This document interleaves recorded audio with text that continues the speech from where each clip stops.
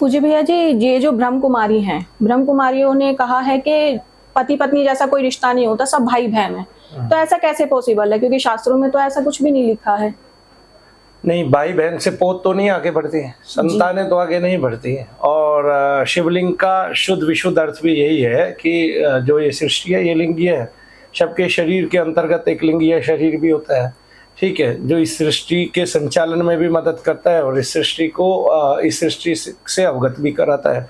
दूसरा जो है वो ब्रह्मा कुमारी वाले तो खुद भगवान शंकर को ही बड़ा मानते हैं, शंकर को, तो उनकी तो अर्धांगिनी है ना भाई।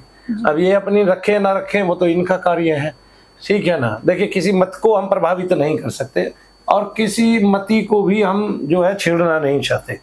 इसका कारण ये है कि जो अपने मत का आग्रह करके उसको बड़ा बताता है, उसका कोई मत नहीं है, उसके ईश्वर की कोई शक्ति नहीं है। मैं ये कहता हूँ वो नगण्य है।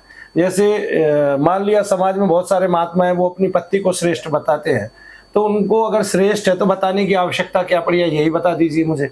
फिर दूसरा, रही बात ब्रह्मा कुमारी की, मैंने आज तक देखा है वो कभी किसी दूसरे की पत्नी को, दूसरे को चिन्हित नहीं करते, ना टारगेट करते हैं, ना उनके बारे में भला बुरा कहते हैं।